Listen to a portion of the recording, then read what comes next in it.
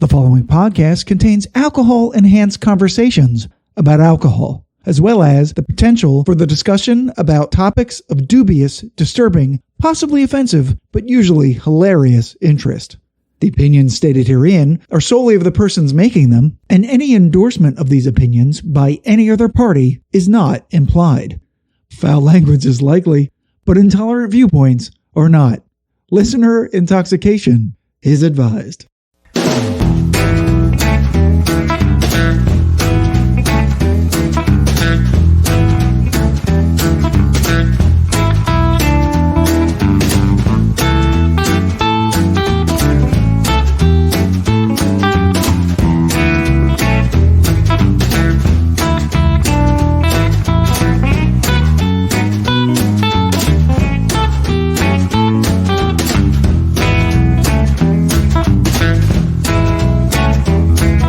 Hello and welcome to episode 51 of the Neat Glass sponsored Whiskey Tangent podcast. I'm Scott. I'm Ed. And hard to believe it, but it was 20 numbered episodes ago that we compared 5 different whiskeys sent to us from Barrell Craft Spirits, a company that we said at the time represented a seismic shift in the sturdy bedrock of the traditional whiskey industry, because not only are all of the whiskeys they make sourced, but they're also blended into, for the most part, unique limited releases that once gone are gone for good. So today we're going to test that uniqueness by comparing their 3 most recent bourbon batches to not only determine how different they truly are, but also which bourbon batch you should buy, because these ain't cheap. And joining us once again, the man who helped us secure all of the whiskeys that we had last time, Jeff, the Knight Who Says Neat. The Knight Who Says Neat, at your service. Neat! But first, Ed's going to tell us not only which barrel bourbon batches we'll be evaluating, but also the crazy-ass format we'll be using to enhance those evaluations tonight. Yeah, thanks, Scott. And I don't know what I did to earn a bourbon night around here, but this is because Lord knows they make a lot of good ryes too, I'm sure. But we have their barrel bourbon batch number 29, which was released back in July of 2021. Mm-hmm. Proofage of 115.88 or 57.94 ABV. Their barrel bourbon batch number 30, which was released September of 2021, so about 2 months later, proofed out at 117.32. And then their most recent one, their barrel bourbon batch number 31, released in December of 2021, just passed, at a very temperate 111 yes. for barrel bourbon batch. Something sub 115 for them is a rarity. Yeah. I guess they had some extra spring water laying around. Who was the Prohibition lady with the axe? What was her name? Carrie Nation? Yeah, Carrie Nation. Carrie Nation got at the barrel bourbon. She snuck in and poured an extra gallon of water in. So we're looking at 115, 117, 111. And what we're going to be doing today is the format. The first round, we're going to taste the batch number 29 and talk about it, put it on neat glasses, taste it, probably put some water on it. Yeah. Maybe a cube here or there. Then we're going to do the same thing for batch number 30. And then batch number 31, do the same thing. Yeah. The last thing we want to do is, after we decide which one we like of the first 3, we're going to do a blind tasting of all 3, plus another wild card barrel whiskey. Mm-hmm. That Jeff brought.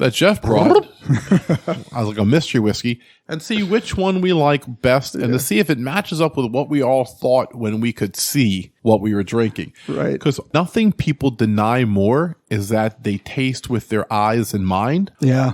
But when you blind taste, something happens. You actually just taste the whiskey. Yeah. And for something like this, things that are so close and yet so different, it's going to be a very, very interesting experience to see what happens here today. Yeah. I mean, this could be an entire shit show. I think this not only tests the uniqueness of these whiskeys, it also tests our palate. If we do decide that they are unique, can we taste it again blind? Because all your preconceived notions fall away, as you were just saying.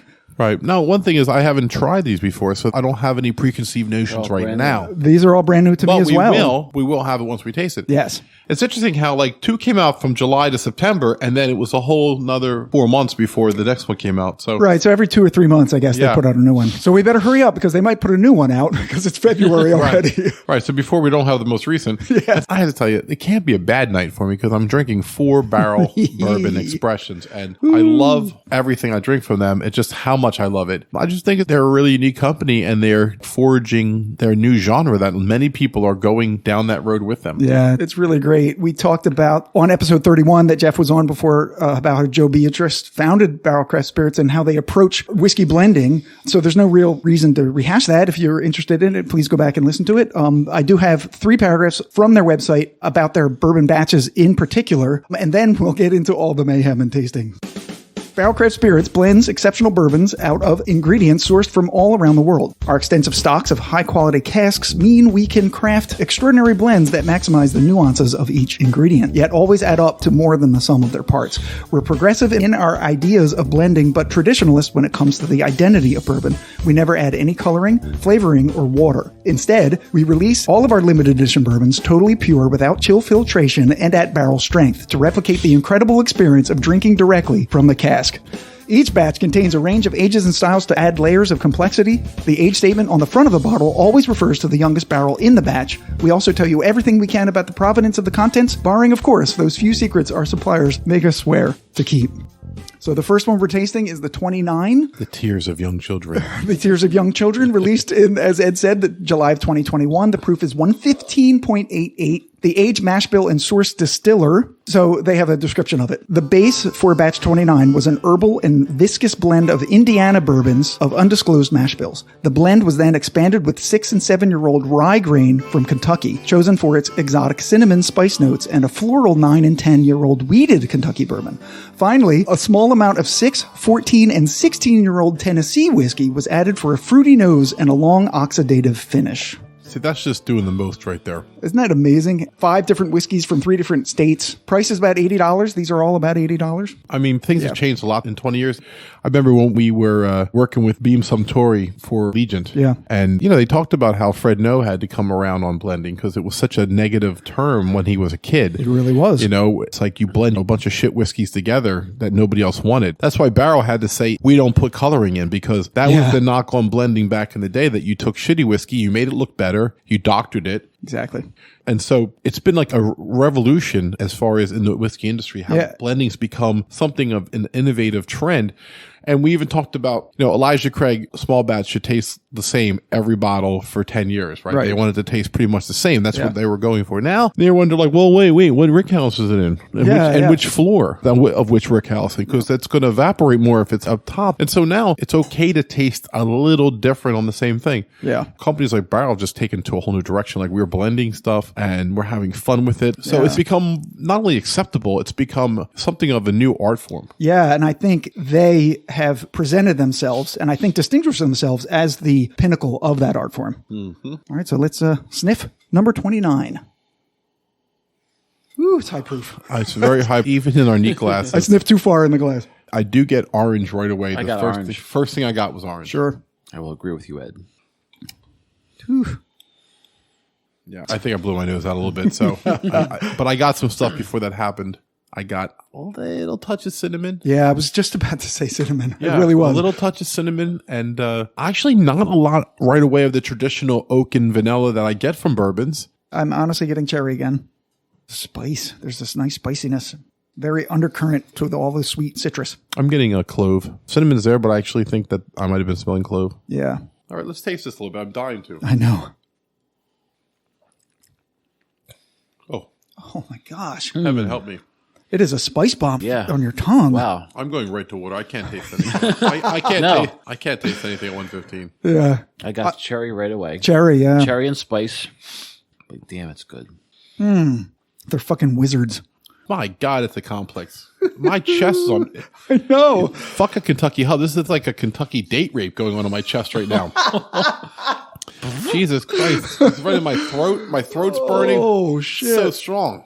It's so good. The mid palate has such spiciness. It's like a pumpkin pie in there somewhere. Right. Well, whew, cinnamon and clove and cardamom. Yeah, right. Yes, that's I was all of say, those. I can't put enough drops of water in this. Like I put the drop as soon as I put a drop of water in, it evaporates when it hits the surface of it. The alcohol won't accept the water. You can see the steam rising off of it. It won't. The alcohol won't accept it. Yeah. Ooh, this is amazing. Mm-hmm. Holy damn. It jumps out of the glass like the blood test from the thing. Well, they heated up the needle and they put it in. And they're all tied to the chairs. Yeah. That was one of the most suspenseful scenes, I think, in cinema history. It's a great movie. Yeah. It's off topic, but the original black and white thing. Oh, awesome. That's scary was too. the scariest goddamn black and white movie I've ever seen from the 50s in my life. Yeah. I watched that when I was a kid. I should never watch that. It was terrifying. So scared of that movie. Yeah, yeah. Wow. What else are you guys tasting on this? This is extraordinary. Well, putting some water in helps I'm gonna open up so much more. Yeah, I'm going to do that right now. Because I was talking to Jeff about the tasting notes. I didn't read all of them. I started reading the first one, and their tasting notes from their website are like elite. You know, we're at tasting note, maybe we're in like a 200 level course. Right. They're at like 500 level course. They're in graduate school. Right. They're like quantum physics of tasting.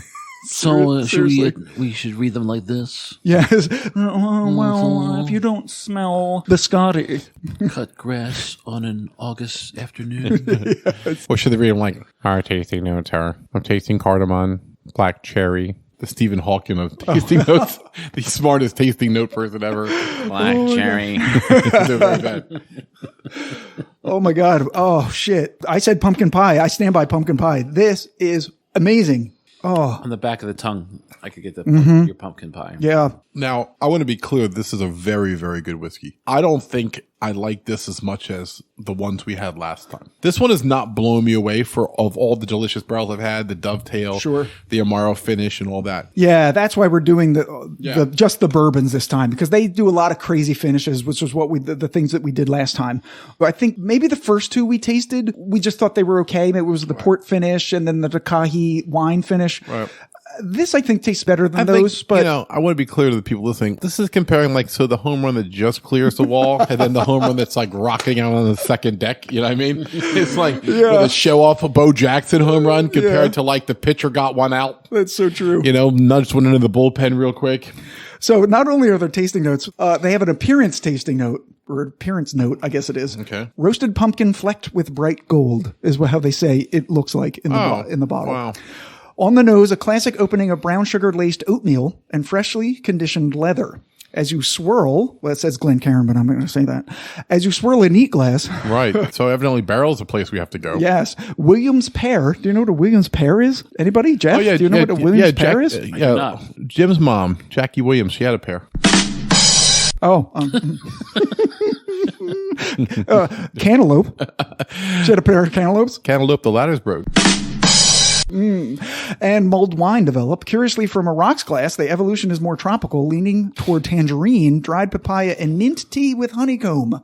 In either case, herbs soon follow basil, dill, and wasabi powder. The aroma finally stabilizes into something resembling Pedro Jimenez sherry, displaying rosewater, treacle tart, and boiled cider. Oh, for fuck's sake. This is just the nose, they're saying. Yeah.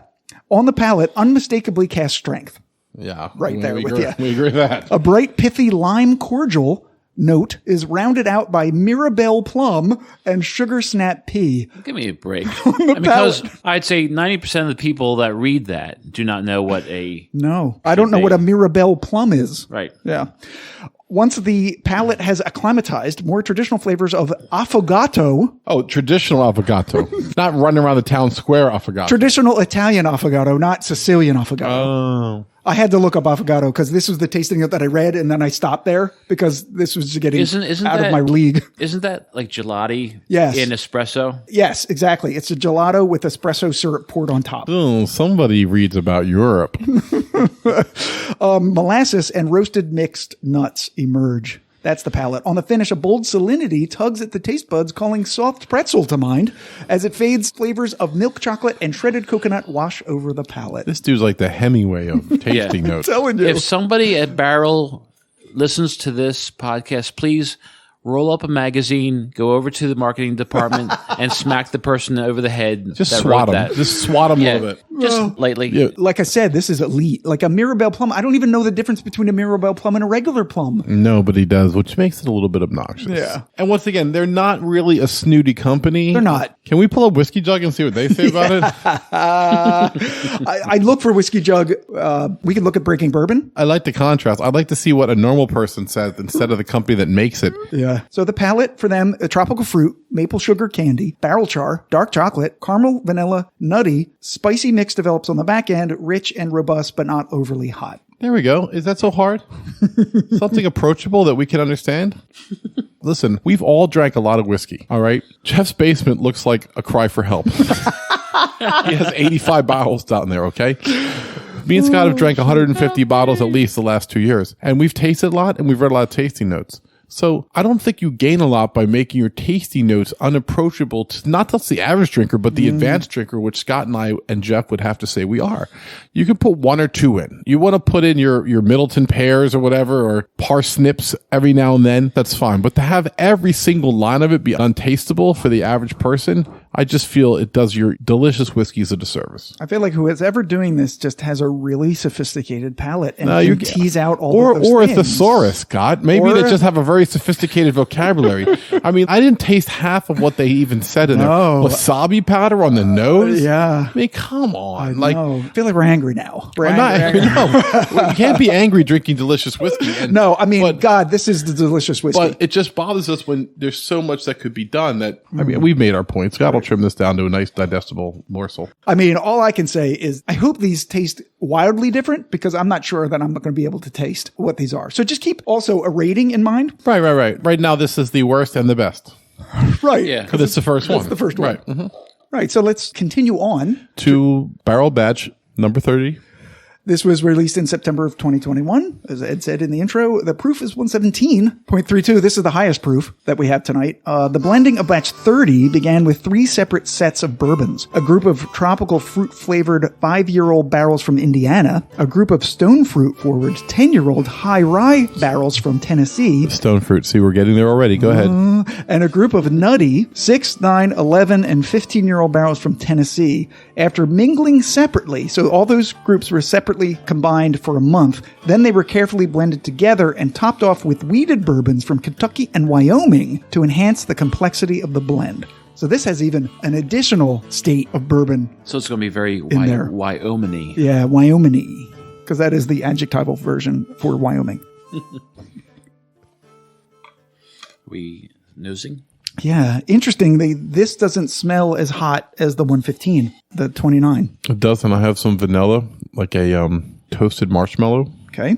I got the toast. I was going to say coconut, but... Okay. You can say both. Evidently, you can say a lot.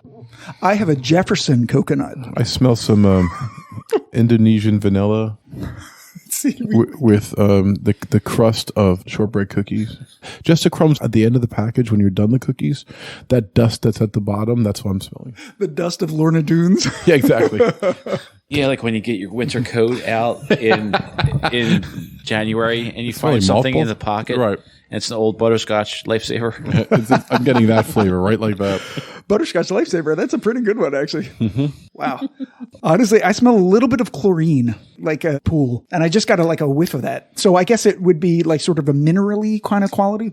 Not off-putting. Tastes good. Oh, yeah. You just went right to the tasting? Yeah. Yeah. Wow. This tastes completely different than the last one. I like this much better.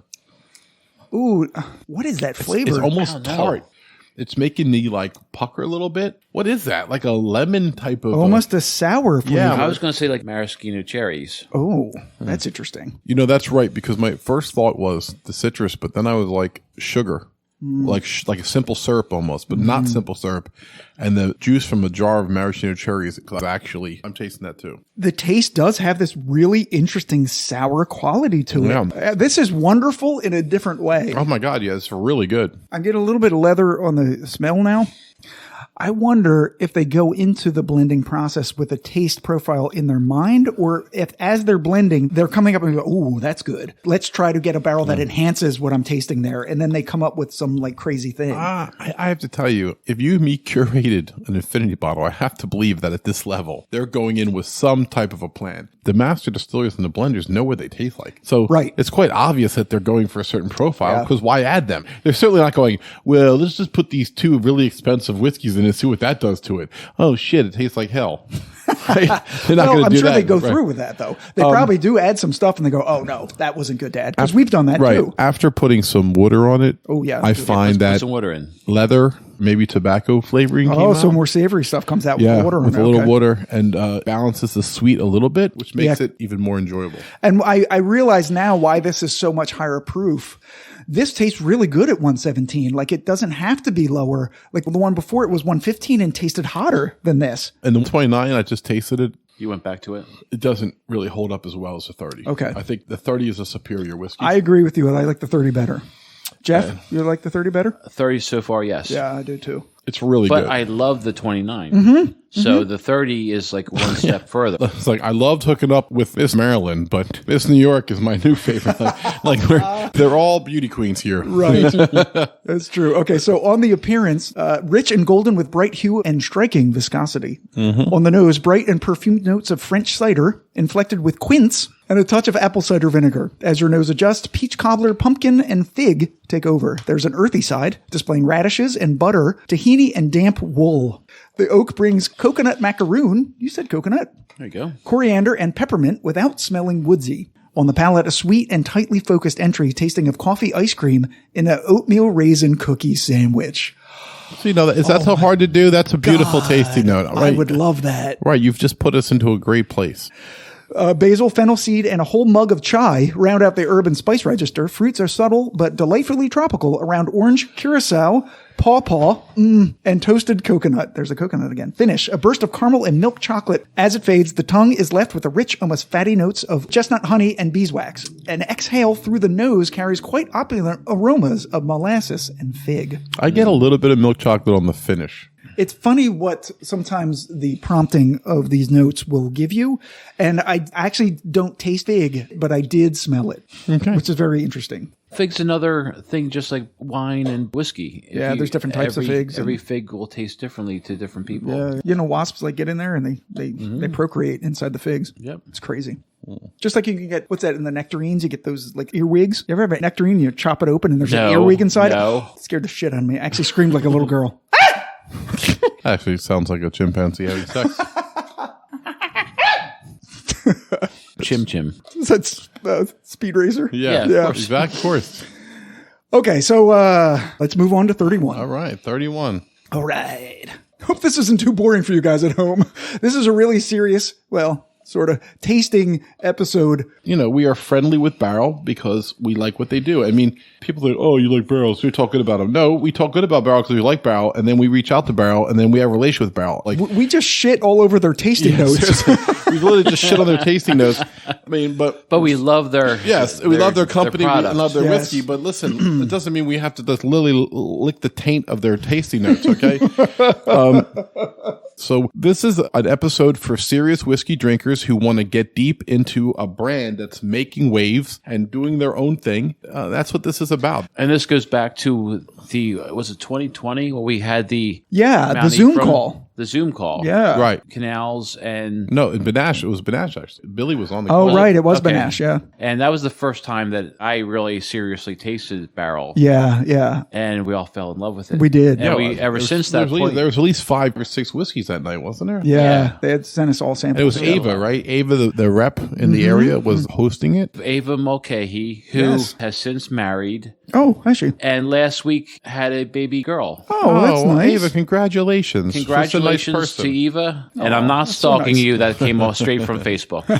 Right. She Right. put on Well, Facebook. Facebook makes it easy. That's right. That's right. So congratulations and thank you for opening up this world to us. Absolutely. Thank And you while so we're much. doing shout outs, I think it would only be fitting to raise a glass to the Whiskey Sherpa. We're yeah. recording on Gabe's birthday. Yeah. Gabe is 62 today, I believe. He turned 62, right? He might have been 63. 63, Yeah, I think so. Yeah, I think he's an octogenarian now, if I'm not mistaken. He's 80. Yeah, he's he's much The big older. 80. He looks very good for his age. He's actually like 87 years old. Last time I saw. 87 now. Yeah, remember? Yeah, right. He doesn't look a day past 94. No, I think actually he's younger than me. So he's younger. Isn't he younger than me by a year? He is. He's Yeah. Jeff's age, actually. We call him Captain Arp.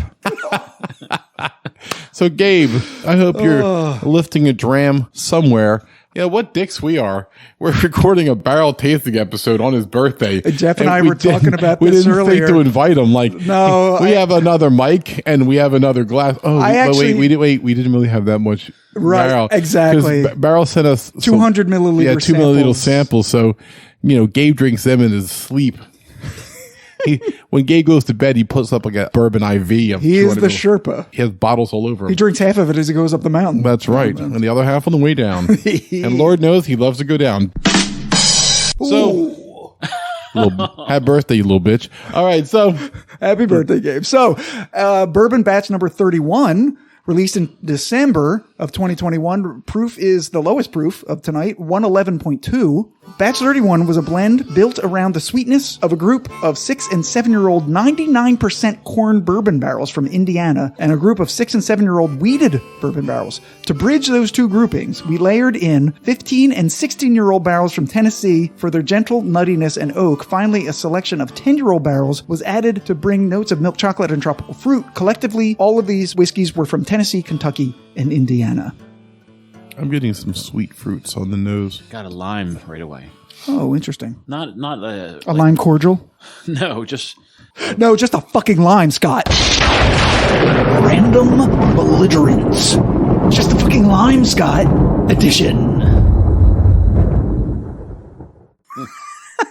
I'm actually getting like a shortbread cookie, like I joked about before. I'm actually getting that this time. You're actually getting the dust of Lorna Doone? I'm just actually getting like a vanilla cake or a shortbread cookie, something like that. There's definitely like a toastiness to it.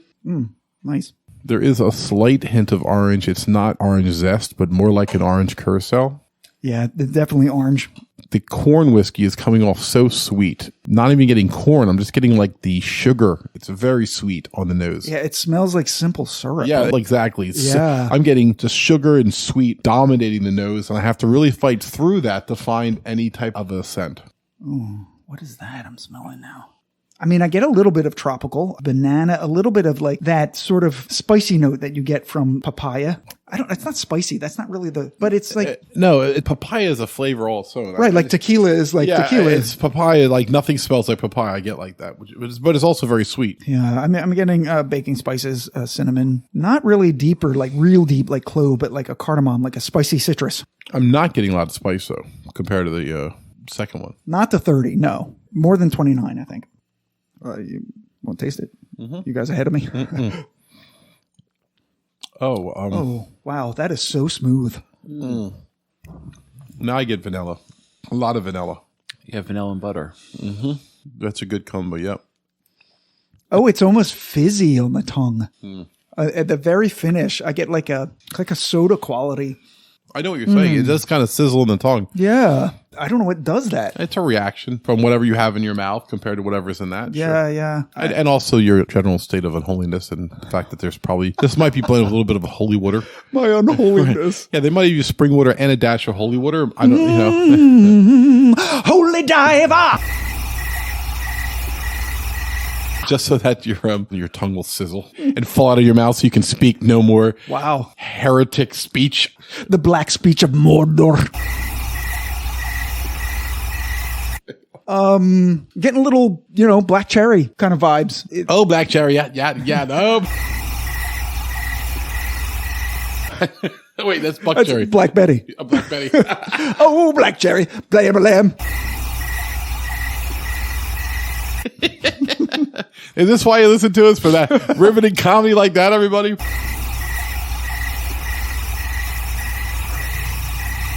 Oh, shit. They're like, just tell us what the 31 is so we can go to bed.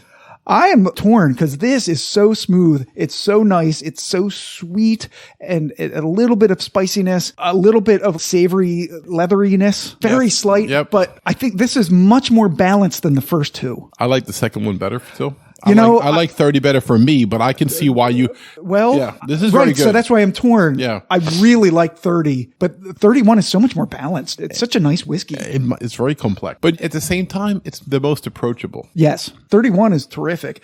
As I was doing the research, 30 was one where people was like, "I've never tasted anything like 30 in any of the which is what barrels. I said. Which is it's very unique. Which is what I said. Yeah. So let's do the tasting notes. The appearance is deep gold. Oh, they really shit the bed on that one. Shit. On the nose, a rush of dry, notable oak, incorporating wormwood, tobacco, and pine needles. I taste a little tobacco. I didn't say it, but I did. Yeah, curious and sweet with brown butter, candied walnut, and spiced apple pie. Other notes balanced between woodsy and floral, such as thistle, milkweed, and poppy seed. As we emerge beyond the scope of oak, we find some fruity and sweet cream notes, the latter represented by peppermint latte and vanilla cream anglaise. On the palate, moderate sweetness and juicy citrus. Makes for quite an easy pour. The fruit sings loudest here, pomegranate juice and strawberry rhubarb pie. Juicy Citrus was my stripper name. It's your drag stripper name. That's right. Juicy to the stage, everybody. Juicy Citrus. And I would wear oranges across my chest. Oh, that's nice. That's why. And then juice Who them. am I kidding, grapefruits? Juice them on your chest. That's right. Right. As the juice runs down your leg. that's enough. Just let their imagination take over. We can stop there. I was just singing Led Zeppelin. Till the juice runs down my leg. Extrative elements of spice and tannin bring quince and ginger beer into the equation. The baking spice nods toward a Manhattan garnished with an orange twist. Finally, some marshmallow root and pumpernickel take it into an earthier, cardoon-like direction. I don't know what that is. On the finish, a quick burst of heat, smoked paprika, black peppercorn, and spearmint. As it subsides, Demerara rum and black cherry soda emerge. Finally, it fades to leave only a little chalk and slate. Ooh. Which I don't see that. I don't get that. But yeah, tastes good. I like it. Very approachable. All right, take us into part 4, Scott. So what we're going to do now, we are going to try to test how well we remember these tastes and how unique that these whiskeys are by doing a blind taste of these 3 whiskeys and an additional whiskey that Jeff brought that we will introduce when we come back. Yeah.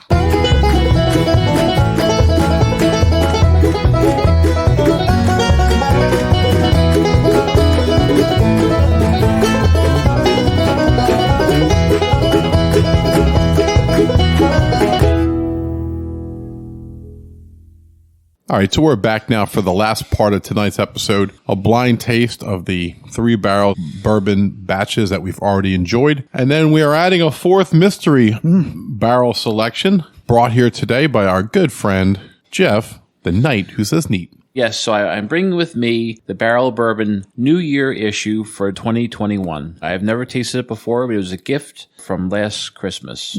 So last year. Yeah. Last year. So I just want to point out that that's how much whiskey Jeff has in this basement.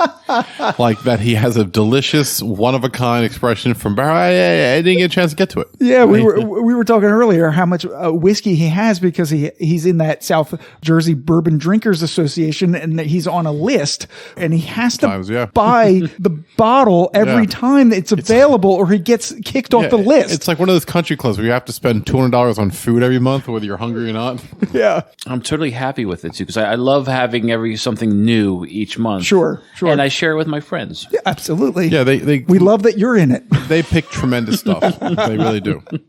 So the way we did this is I went into my office in the other room and I set up 4 groups of neat glasses. So we have 12 neat glasses on here. We're very extravagant. Yeah, we have neat glasses coming out the wazoo. Yeah. I mean, we are sponsored by them, so we should have a lot. Yeah, and they gave us a lot. Yeah, so I set up 4 groups of the neat glasses and poured 4 whiskeys in each group of 3. Then I assigned them a letter A, B, C, and D. Then Ed went in and he assigned a color to each one and caps on to mark that color. So Ed knows which color matches A, B, C, and D. I know which whiskey matches A, B, C, and D. At the end of all this, we'll match them up and see how well we did. Nobody cares. So first of all, everyone has fallen asleep. What's important is we care. So coming out of the last round, I had them ranked in my head. Yeah, go ahead. Give it 30, 31, and 29. If I had to give them number ranks, I'd go probably 9, 8.5, 7.5. Jeff, what do you got? For 29, I'll go 8. Okay. For 30, I'll go 9. Yep. 31, I'll go 9.5. All right. Oh, you like the 31 better. You know, I'm sorry, skip that. Make the 30 the 9.5. Got you. 31 will be 9. Okay. I'm going to go 7. So a 7 for the 29, 9 for the 30, 8.5 for the 31. All right. So not surprisingly, the 30 came up on top with 27.5. The 31 is in second place with 26 and the 29 with 22.5. We will see if those scores line up with the blind scores that we give them at the end of this round. All right, here we go. Are we just tasting or smelling? No, well, we're just smelling and tasting. We can just taste the orange. We'll taste the red. We'll taste the blue. We'll taste the green. And then we'll kind of go back to them and try to come to a consensus about which one is which. That's going to be hard. Yeah, it's going to be really hard. I mean, remember, one of these is a wild card. So one of these we have not tasted yet. I fucking forgot. Just to make it as hard as possible on us. What are you guys thinking right now? This might be the one we didn't taste before? Because the first one? Yeah, the first one, orange. Yeah, that was my impression. Jeff, too? The first one, the orange one, I definitely tasted already. Oh, really? Yeah. Okay.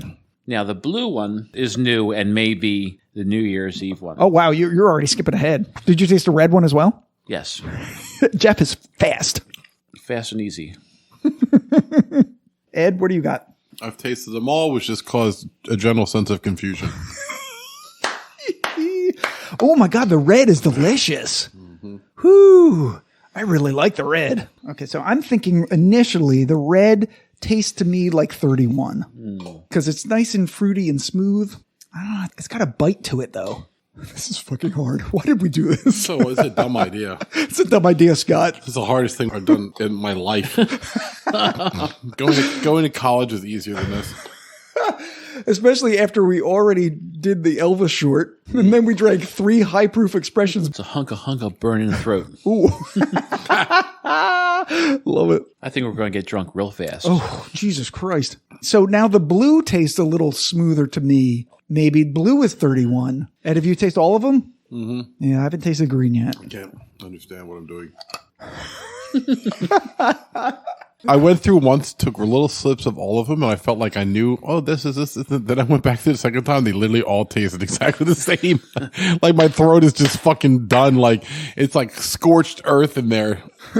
If you've gone to bed, it's fine. This is for us right now. I hope Barrel's at least awake with us. This is what Barrel does. Mm-hmm. They taste things. They compare things. I hope Barrel's looking through their stock of like T-shirts and glasses and like, what the hell can we send these assholes?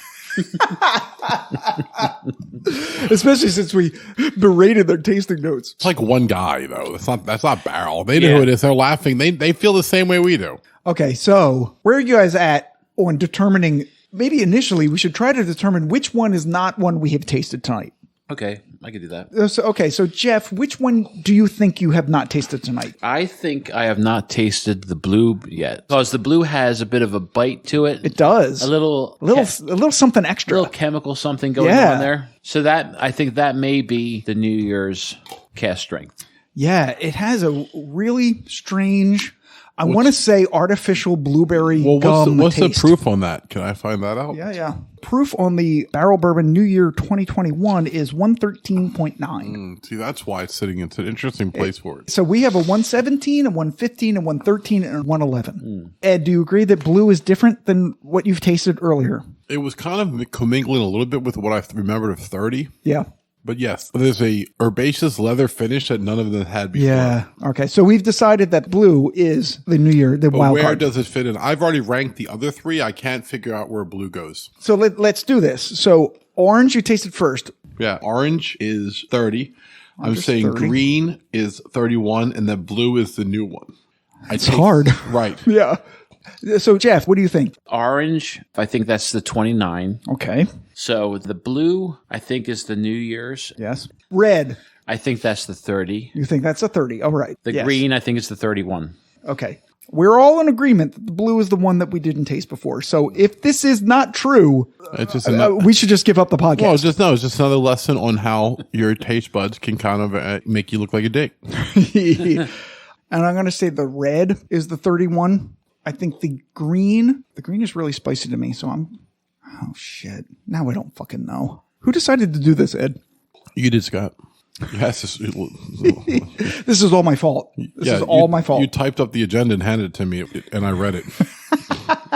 I'm actually like a political prisoner being made to read propaganda.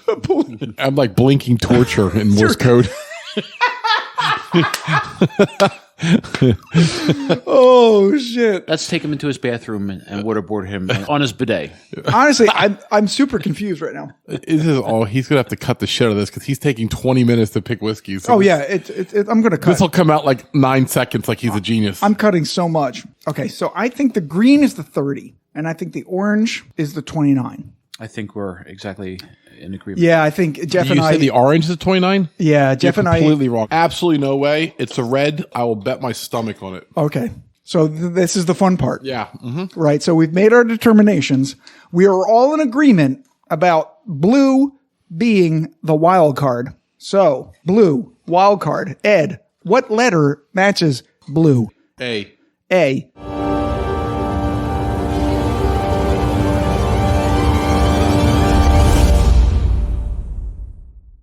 A is 30. Fuck. Unbelievable. Wow. Okay. So, the red, we all picked different. Ed, you said it was 29. Jeff, you said it was 30. I said it was 31. Let's see who's right. B. Red is B, and B is...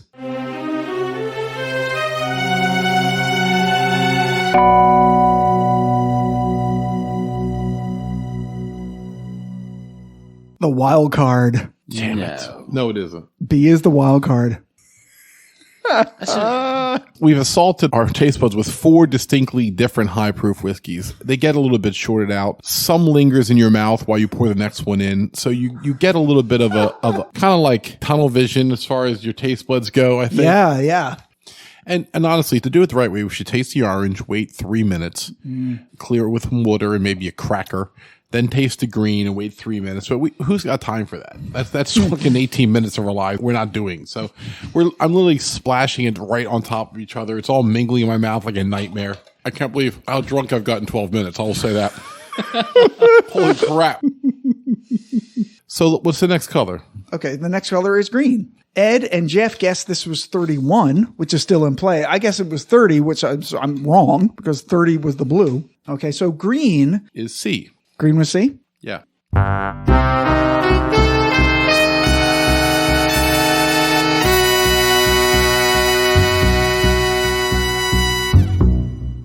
That's 29. What the fuck was orange? Orange's got to be 31 then. Orange is 31. Which is D. Yeah. So here are the final tallies. Blue that we were drinking was number 30. Red was the 2021 New Year, the wild card. Green was number 29 and orange was 31. And not a single one of us got these correct. It's almost impossible to do, by the way. Yeah. Just by random chance, we would have got some of them right. If we had a fourth person, it would have been impossible to do what we just did. So now I'm thinking, like, why are we doing a podcast at all? Like, all whiskey tastes the same. Just drink it. It's delicious. It really doesn't, though. But what is interesting is I have noticed that, for example, I like the Kinsey Zinfandel finish, but if I drink it after a certain whiskey, there's something wrong with the taste of it. We have found that several times where Maker's 46, in particular, we hated it. We felt robbed. Hated it. We put ginger ale in it. Yeah. We made bourbon ginger. We're like, how can we not pour this down the drain? Later, Ed trolled me. He said, taste this. I'm like, okay. Oh, yeah, it's pretty good. That's Maker 46. I'm like, fuck you. It is not. But the liquid is still the same. And we featured the cast strength on one of our whiskymentaries in January, and it is delicious. Yeah. So what you taste before your whiskey, what you've eaten, what you've drank, that's why a palate cleanser is essential with this. And we didn't quite do that tonight. I mean, we're shoving them. Literally, we have 4 different whiskeys. We're tossing into our mouth. It's almost midnight with a splash of water. And so the one thing I think we did wrong was we should have tasted the new whiskey as well because it made it an X factor that kind of messed up what I was tasting. Well, I think that's why I wanted to do it. It was fun. It was fun. So I took the whiskey I liked last and assigned that to 29 because that was the known whiskey that I liked last. So 2 things here. I think that we are tasting these whiskeys as a normal person might taste this out at a whiskey bar in a flight, right? You get a flight of 4 whiskeys. You're tasting them one by one. You're not cleansing your palate, having crackers or whatever the fuck you're doing.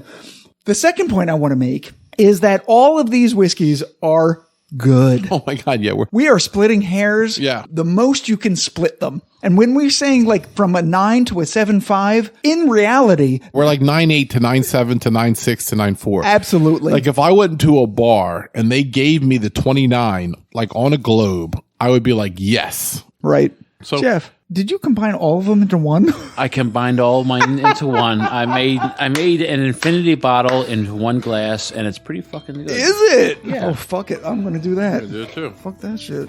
We're going to end this on... That's a lot of whiskey. Basically, we're trying to outblend the blenders.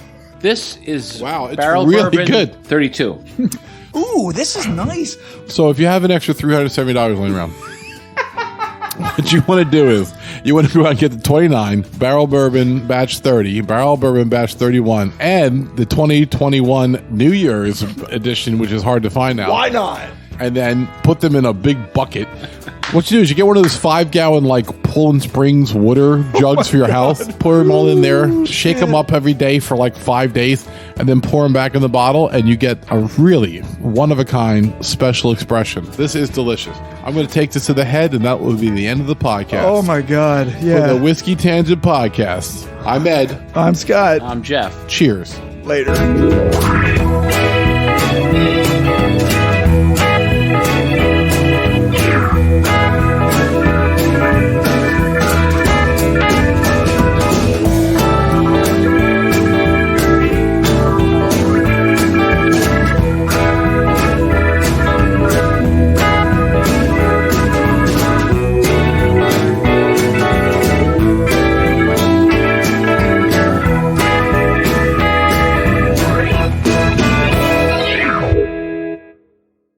If you enjoyed this podcast episode, be sure to check out our next episode, which is way better than this one. Oh, yeah. Also, follow and like our Facebook page at facebook.com/Whiskey Tangent.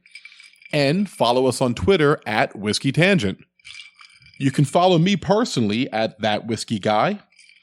And follow Scott at Giant Cup of Awesome, spelled AWSUM, just to be annoying. Hey. You can email us any questions, comments, or love at whiskeytangent@gmail.com. And of course, you can find us always at our podcast website, whiskeytangent.podbean.com.